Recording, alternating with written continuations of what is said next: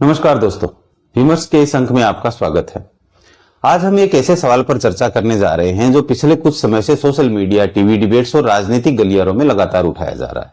सवाल है, अगर आपका पासपोर्ट नागरिकता का अंतिम प्रमाण नहीं है, अगर आधार नागरिकता का अंतिम प्रमाण नहीं है और अगर वोटर आईडी नागरिकता का अंतिम प्रमाण नहीं है, अगर जन्म प्रमाण पत्र भी हर स्थिति में नागरिकता साबित नहीं करता, तो आखिर में भारत में नागरिकता का प्रमाण क्या है? और सबसे बड़ा सवाल, क्या भारत सरकार धीरे धीरे देश को नेशनल सिटीजन रजिस्टर यानी एनआरसी की तरफ ले जा रही है? आइए पूरे विषय को विस्तार से समझते हैं। हाल के वर्षों में अलग अलग सरकारी संस्थाओं और अदालतों की ओर से की गई महत्वपूर्ण टिप्पणियां सामने आई। विदेश मंत्रालय ने कहा कि पासपोर्ट मुख्य रूप से यात्रा दस्तावेज है। आधार को सरकार ने पहचान का दस्तावेज बताया, नागरिकता का नहीं। चुनाव आयोग कई बार स्पष्ट कर चुका है कि वोटर आईडी का उद्देश्य मतदान का अधिकार सुनिश्चित करना है। विभिन्न अदालतों ने भी अलग अलग मामलों में कहा कि कोई एक दस्तावेज हर परिस्थिति में नागरिकता का अंतिम और सार्वभौमिक प्रमाण नहीं माना जा सकता। यहां से लोगों के मन में प्रश्न लगा कि आखिर नागरिकता साबित कैसे होगी? भारत का नागरिकता कानून दुनिया के कई देशों से अलग है। यहाँ नागरिकता केवल एक कार्ड या एक नंबर से निर्धारित नहीं होती। नागरिकता निर्धारित होती है जन्म के आधार पर, वंश के आधार पर, पंजीकरण के आधार पर और देशीकरण के आधार पर। यह विशेष परिस्थितियों में इसलिए नागरिकता का प्रश्न अक्सर दस्तावेजों का एक समूह से जुड़ा होता है। परिवार के रिकॉर्ड, भूमि रिकॉर्ड, स्कूल रिकॉर्ड, जन्म संबंधी रिकॉर्ड, सरकारी अभिलेख और अन्य कानूनी दस्तावेज मिलाकर नागरिकता की पुष्टि करते हैं। अब आते हैं उस मुद्दे पर जिसने सरकार की चिंता बढ़ाई।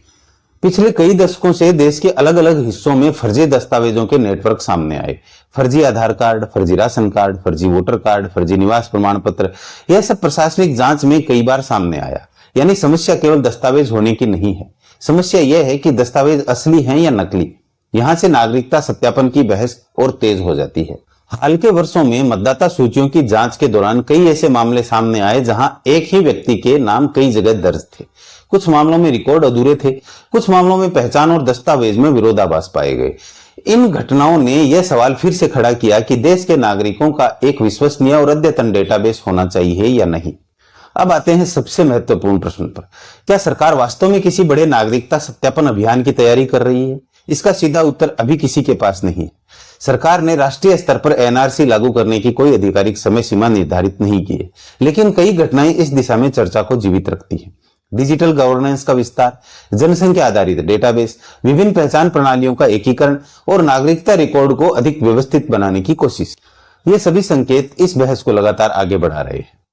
अब समझते हैं एनआरसी आखिर है क्या। एनआरसी यानी नेशनल रजिस्टर ऑफ सिटीजन्स।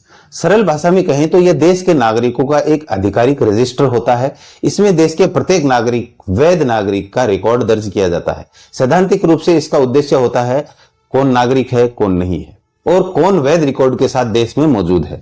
अगर भविष्य में राष्ट्रीय स्तर पर एनआरसी लागू होती है तो संभवतः सरकार नागरिकों से विभिन्न दस्तावेजों के आधार पर जानकारी मांग सकती है। उस स्थिति में नागरिकता का निर्धारण किस एक रिकॉर्ड से नहीं बल्कि दस्तावेजों के समग्र मूल्यांकन से किया जा सकता है।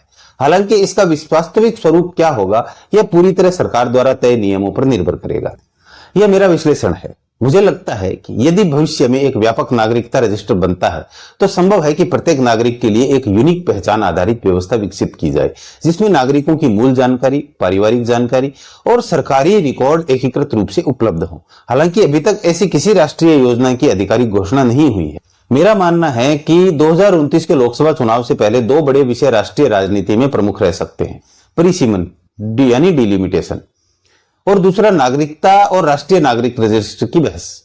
परिसीमन के माध्यम से संसद और विधानसभाओं में प्रतिनिधित्व की संरचना बदल सकती है, जबकि नागरिकता का मुद्दा राष्ट्रीय पहचान और प्रशासनिक व्यवस्था को प्रभावित कर सकता है।